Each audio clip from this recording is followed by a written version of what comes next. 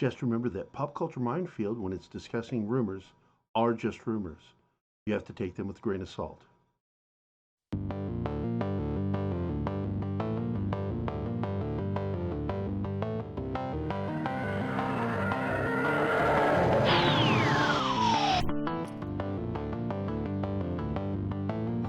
From the deepest, darkest recesses of Dangerous Nerds headquarters, Keith Moncrief and Gerry Kissel.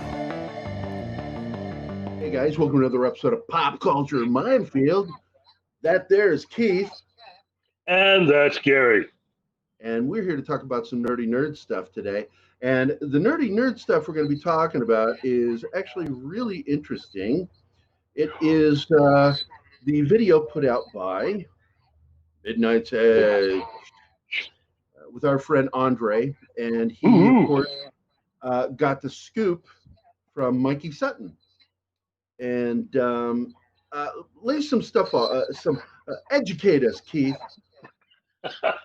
Well, Mikey Sutton revealed that Michael Keaton is actually in talks to reprise his role as Bruce Wayne for an upcoming theatrical version of The Flash, really. And there are possible other things ahead that could be tied into Michael Keaton returning.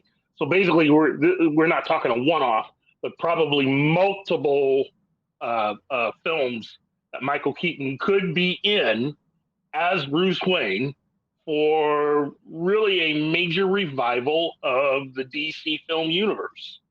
So it's looking like AT&T is just basically working their magic and dragging Warner Brothers with them. And basically, this is part of an earlier plan. They had initially talked about this a few years back in having a Batman Beyond movie and having Michael Keaton as a part of it. That is not at this point what this is, although it could become that.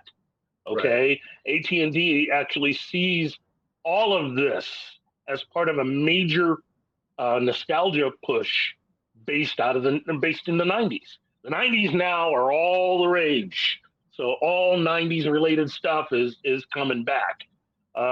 If AT&T were really smart, AT&T basically also bring back Babylon 5. That's a little something that they could actually do, that they have the power to actually, but that's a personal thing with me. Because we've got a lot of the cast are still alive. We've lost a couple.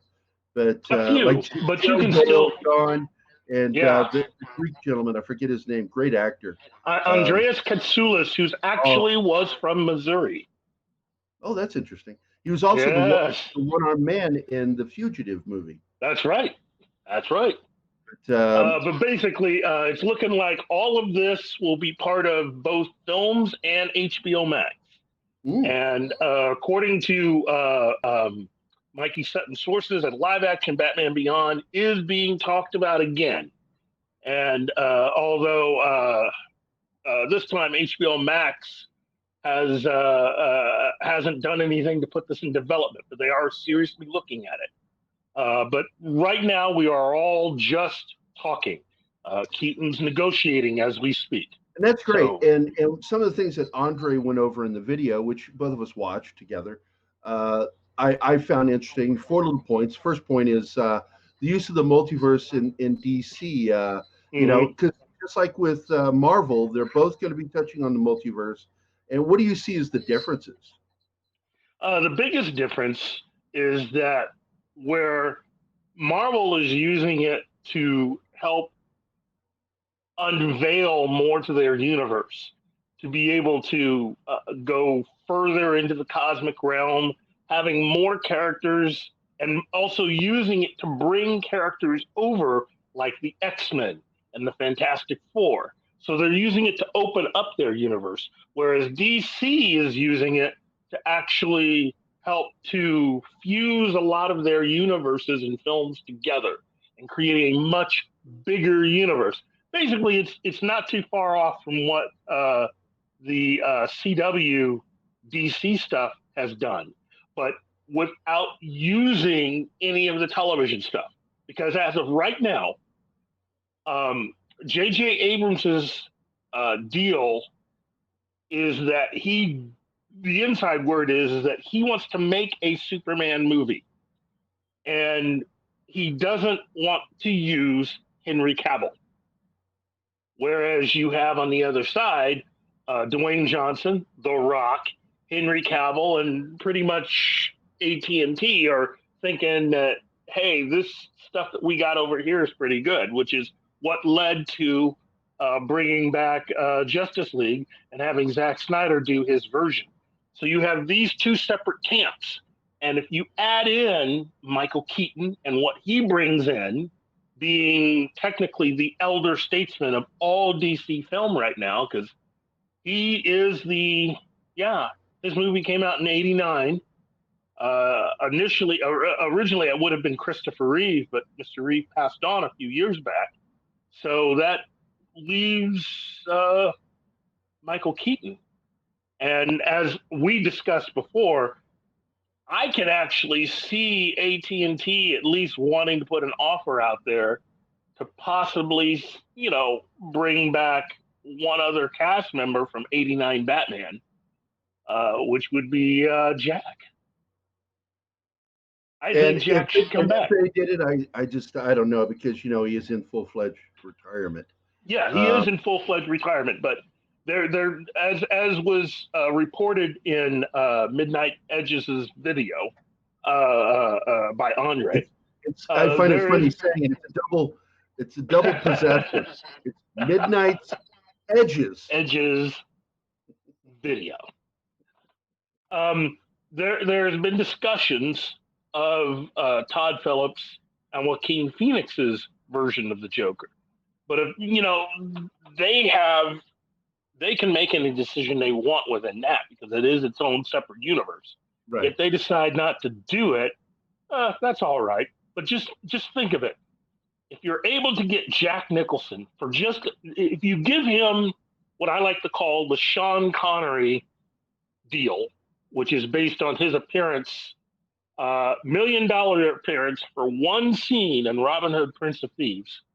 If you give Nicholson the same deal and have him make an appearance for one scene and put him in the same scene with Joaquin Phoenix, you just sold a lot of tickets.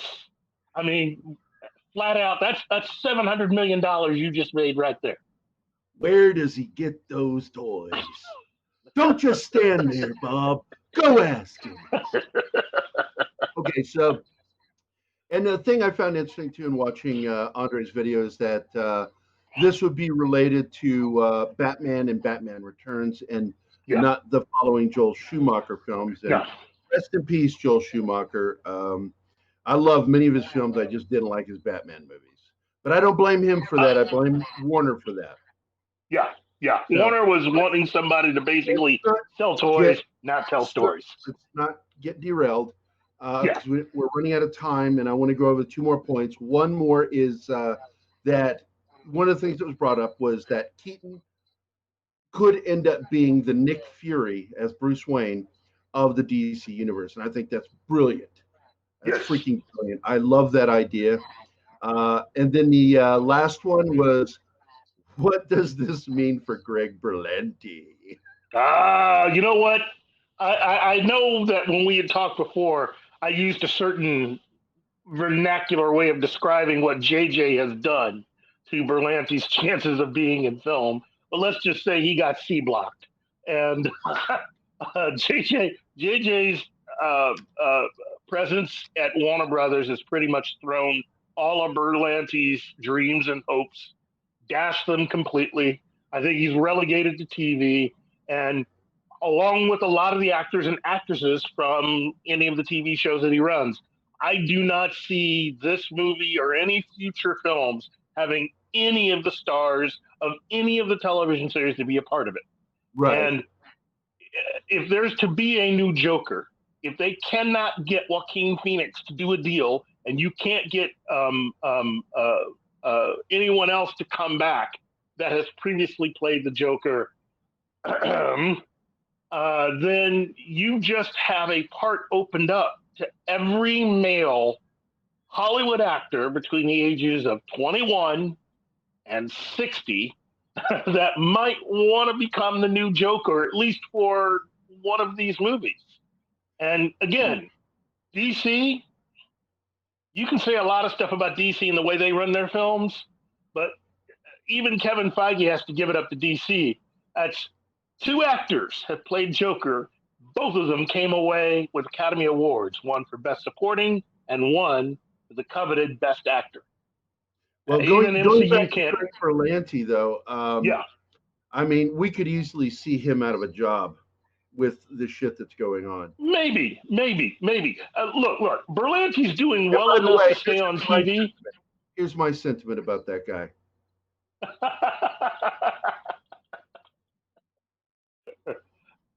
Berlante's doing well enough to continue on television. He's just not going to go as far as he had wanted to go. For Supergirl and for, oh my God, that piece of crap Batwoman. Yeah. You know, just nobody's watching. And I know ATT's watching that. And CW's like, well, those are good numbers for the CW. ATT's going to say, we don't give a shit at what you think. It's what we think. Yep. And those aren't good numbers to us. We could be doing better. And I see that as a potential huge shakeup for the CW's DC universe. Well, this could be bad news for the CW because with CBS's problems and the fact that AT&T is going around and getting rid of anything that isn't making money, if you're talking about TV characters and making money, their focus right now is HBO Max. So any future DC television properties, they're going to run through HBO Max first. Yeah. So. Yeah. Well, I will say this, as we are now out of time, we're done. I want to point out that I saw today that DC is going to be releasing the first 3 episodes of season 2 of Doom Patrol, which is one of the Greg Berlante produced shows I really like. Yes. I enjoy the crap out of that. And of course, you know, we're both now friends with Phil. I adore that man. I think he's amazing. I can hardly wait to see him as Dr. Silas Stone again for season 2. But they are going to release on the 25th the first 3 episodes for free on YouTube. And I posted it on my page today. I think this is exciting news because anything that'll save me money from having to get the damn thing makes me happy. Hey, look, comic book fans in general are about to have a really, really good time because you're coming up with free episodes, free showings of Doom Patrol. I mean, this next year, 2021, if you're a DC fan in any way, shape, or form, is going to be just fun with Wonder Woman 84, with the return of Swamp Thing to TV, with and Batman. You know, the one thing I'm really looking forward to is to see if they finally, because this is something I make fun of in writing, which is I write gay characters into my stories because I have gay people in my life, but I don't focus on them being and acting gay. I focus on them being whatever, because in my life, when we're walking around, I'm not, you know, we interact all the time, and we're aware of, I'm straight, you're gay, okay.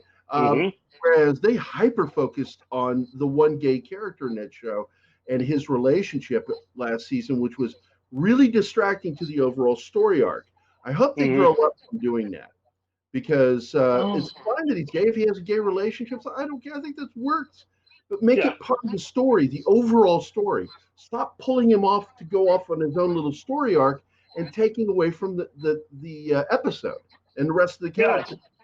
Well, that's the difference between someone who is experienced in writing characters of different backgrounds and characters that have depth and maturity. You know, like Brian Fuller, when he was basically doing everything that he's ever done, including running Hannibal.